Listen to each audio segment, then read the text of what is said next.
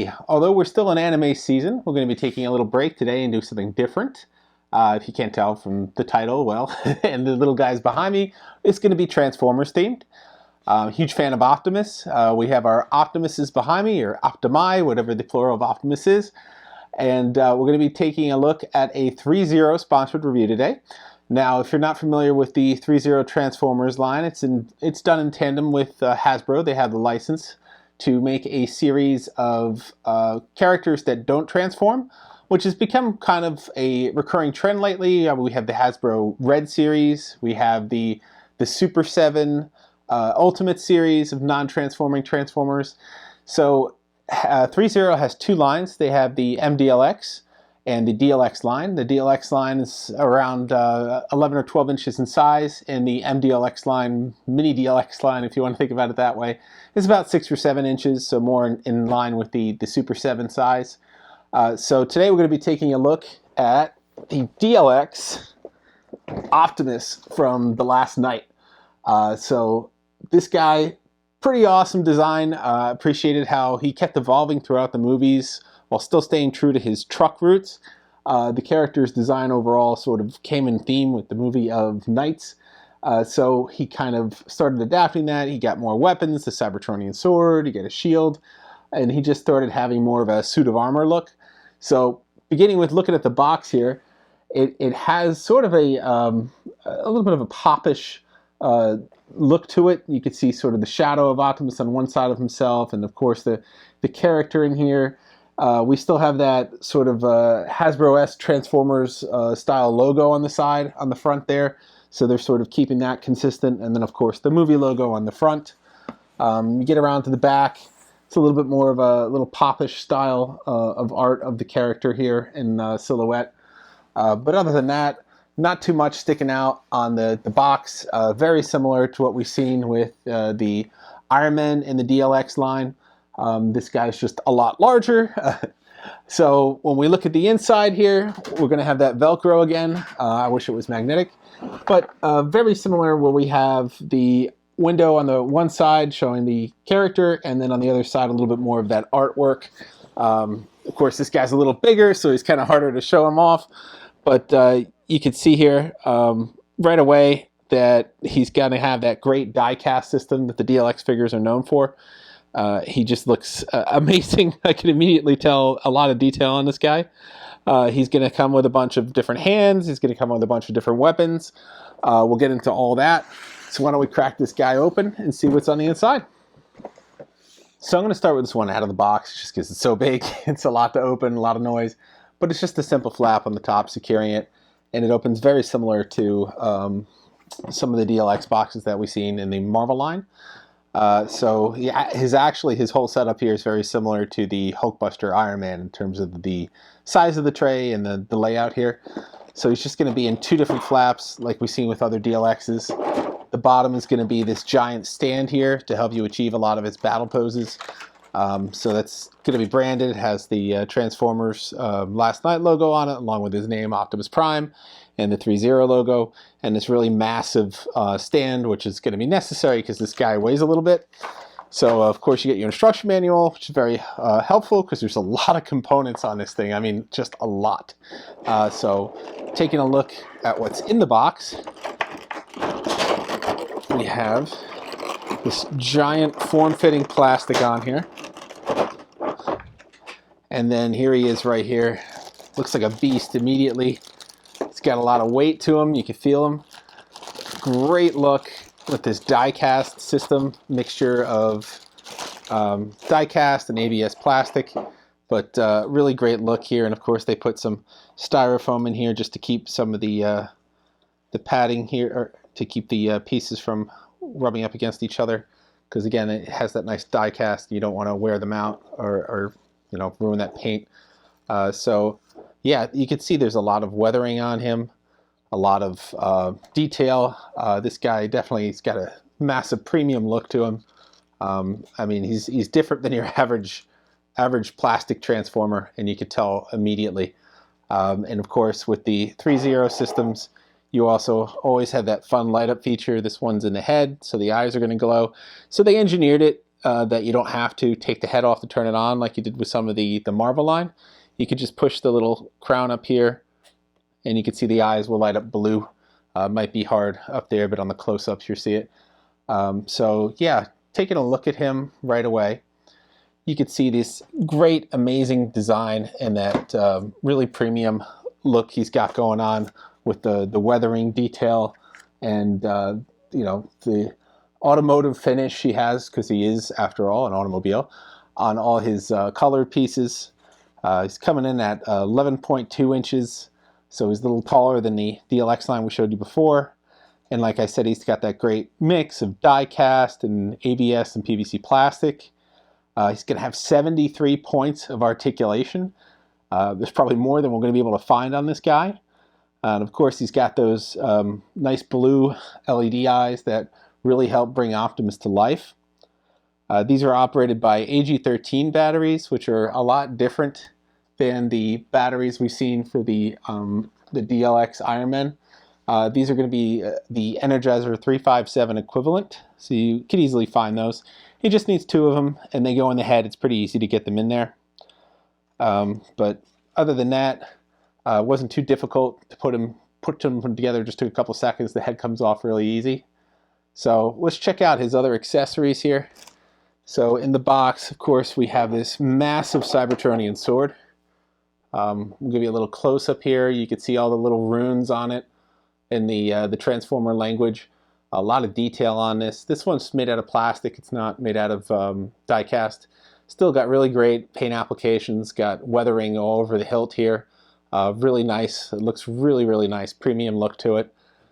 He's also has his Cybertronian shield.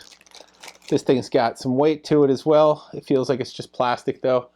And of course, with all the little attachments, you could either hook this onto his arm, you could hook it onto his back. So you got a lot of options there. Same with the sword. There's a bunch of little connectors that you could mount it on his back, mount it on the shield if you want. We'll go through all of those. He has a wrist blade attachment. So similar to how the Iron Man and the DLX line had the piece of the gauntlet come off so you could put the wrist blade on. That happens here. He's actually got a little specialized gauntlet cover so that the wrist blade could fit in there seamlessly without exposing the arm and ruining the aesthetic. So we'll show that in a second. So he's got 2 optional faces. He's got his battle mask on right now, and he also comes with his normal face. You can see here in a close-up, which is the talking face. So you could swap those out. It's easy to just pop the head off here, and then the face, well, you might not even need to pop the head off. The face just comes straight out, and then you could swap on the other piece and give him the alternate mouth, and it pressure fits in there. So really easy. As you saw, I did that in like a second, so you don't have to struggle with it. Of course, here's all these different connectors I mentioned that allow you to mount the sword if you wanted to on his back. These just all snap like that and just connect into different plugs on him. So you have a whole host of connectors if you want to mount the sword, or if you want to mount the shield, either on the back or on the arm. A lot of options there. And then of course he's got an assortment of hands. He's got, I guess these are weapon holding hands, or they're kind of a little bit open here, but can still hold the sword. Well, actually, I think this is the weapon holding hand. My mistake. They're a little bit more closed.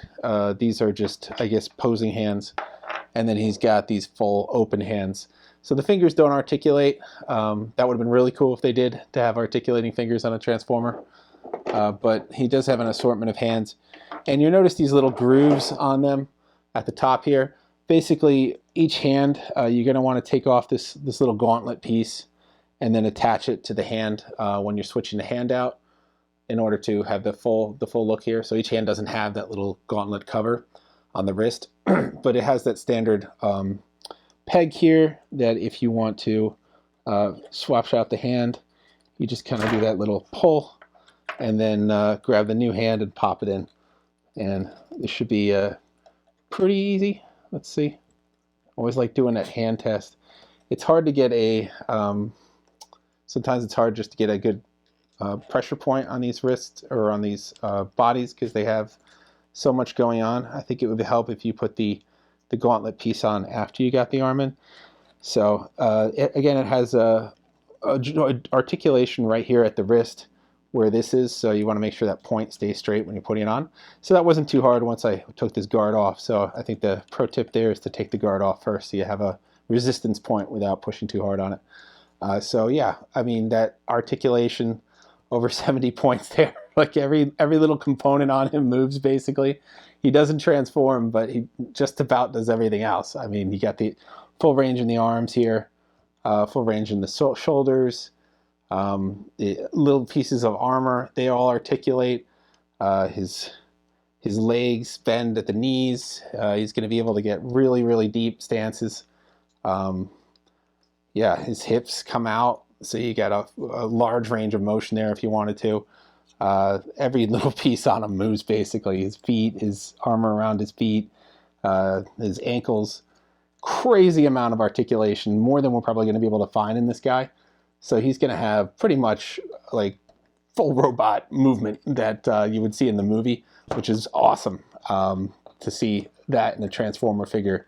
You know, when you choose a medium, whether you're doing transforming or if you're doing just a single robot mode like this, you get to really focus on the detail, and that's what threezero did here to an amazing extent, giving you a little bit more out of your articulation, a little bit more out of your design, obviously with this great weathered look. If we just wanted to compare and contrast, I know this isn't fair, but this is the Voyager scale of the Last Night Transformer from Hasbro when this came out several years ago. I know they made a leader scale, and I think the leader would be more in line with this, but all I could get my hands on was the Voyager for the sake of this review. And you could just tell immediately like the contrast between just the plastic look and then this die-cast look, like how much more coloring you get out of it, that nice reflective surface, that great weathering that's on it. Just you can't pick that up on the plastic. I mean, you need that die-cast to really get that look. Plus, you know, the flames look much better detailing on here than they do on here. But like I said, like this is a medium where they're doing both. They're transforming and they're keeping him in robot mode. So you're kind of restricted on what you can do because he still needs to be able to transform. In this case, he's just staying in this form, so you could really put a lot more detailing into different elements of the character, and you could really get into that level of detail. So I think you're restricted when you're trying to do something that transforms. But also to give you a little bit of scale of what this is like, because we've shown you other DLX figures, and they've all been about, you know, probably closer in size to this Optimus here. So here's the DLX Hulkbuster Iron Man. And you can see he's pretty close in size to the DLX Optimus Last Night here. So just to give you a sense of the height of this character, he's massive. He's what I would call leader class in this sense of his scale. Not as heavy as the Hulkbuster Iron Man, who weighs a couple pounds here, but he's still got a lot of bulk to him, and you could really feel that. I mean, it's a premium sort of feel, a premium look to him. So definitely really cool. Looks amazing, and he's got a lot of articulation, which really just lets you do a lot with this character for posability, which we'll give you a little montage now and show you all different sorts of poses and different things you can do with the weapons and positions. So here's what I'm going to call Noble Hero pose. I used those connectors to mount that shield on his arm. And then he could hold that sword in his hand. The thumb comes off to allow you to have a little bit more room to slide the sword in. And then you just mount that thumb back on top to complete that look of the grip. And you could just easily get a whole assortment of poses with the shield and the sword. The shield, you kind of position it however you want using that connector. So when it comes to mounting that sword shield combination, you have three options on his back. You have just the shield with the sword, or just the sword. So this basically it's two connectors, or rather three connectors, sorry, that you could use to mount different combinations. There's just the straight peg that goes into his back there where you could mount the shield. There's a shield holding sword peg that goes on the front of the shield to mount the sword.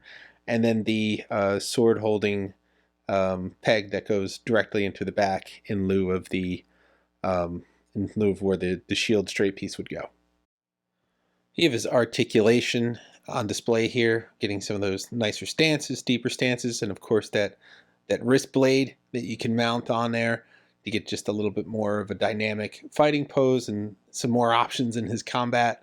So that's cool that that was included in this set as well. Wrist blades are kind of awesome on anything, whether it be in Assassin's Creed or Transformers. I always love seeing those come out. It's just a little bit of a extra sidearm to the Cybertronian sword in this instance. So back to those 73 points of articulation I was talking about. You could really get some deep, really layered poses like this superhero pose here, or wounded pose, whatever you want to call it. You could see he could really get down on that one knee, balancing himself there on his fist. There's no seam showing on the body. That's really cool how everything's layered. It looks like one natural piece. And you can really see all those gears in his legs and all that great detail and that Cybertronian writing on his shins there. So just an amazing amount of engineering and all that great articulation. It's just really hard to describe, and I'm sure there's people out there that could post things better than I can, but look what you could achieve here with just a little bit of effort. It's just simply amazing. Well, you're wondering if he's got all that articulation, why does he even need a stand? Well, what about some aerial combat? This stand is great at lifting this really heavy figure up and holding him into position.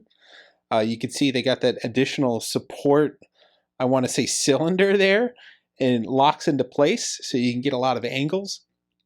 The main arm extends and locks into place as well. So unlike what we saw on some of the DLX line for the Marvel series, that you're really at the whim of the joints and how much pressure they can hold in certain poses, this one really commits and allows you to ratchet and lock things into position so you can hold it at a variety of angles. So like this one, we got him on a really high angle, arcing all his weight forward.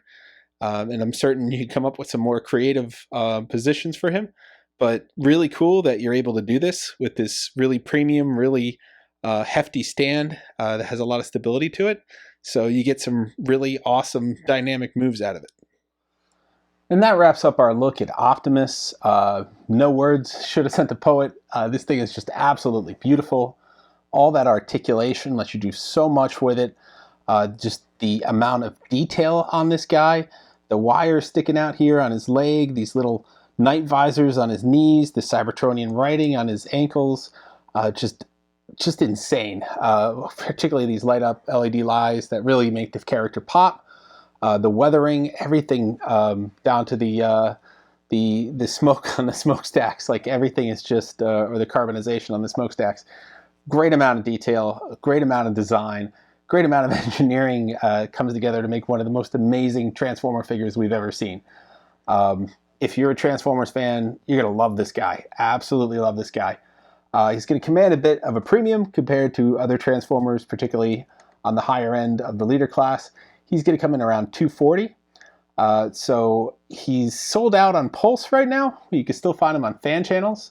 Clearly a popular character, clearly a popular medium here. So we'll have a link for him. In this size, right now you could just get him, but there's a bigger size of him. Of course, it's going to be a lot more money, about 3 times as much. He comes in about 19 inches, 99 points of articulation, a lot more going on with that character. And then, of course, there's a matching Megatron in that scale from the last night as well. Love Megatron's design from the last night. I don't think there's a DLX equivalent right now in this size for Megatron. But this guy is going to be comparable to the leader class that we've seen with other Transformers figures. So he could even fit in with your other characters and really be the centerpiece of that collection. So definitely worth it. Worth checking out the rest of the line from threezero. We'll have a link to their site so you can see the MDX line or MDLX line, which is inspired by the 1980s aesthetic, and they're going to be a little bit shorter than these guys. And then, of course, there's other characters from the movies as well, and especially the DLX line. You're going to see Bumblebee Optimus. There's Bumblebee, and there'll be a Revenge of the Fallen Megatron. yeah, so just a variety of characters you could take a look at. So we'll have a link for you on that one. That's all for today. We're going to have more anime for you next week. We're going to have another surprise for you next week. We're going to be taking a look at a threezero S character, which we haven't seen the threezero S line before. So tune back for that. As always, like, subscribe, and follow, and we will see you guys next time.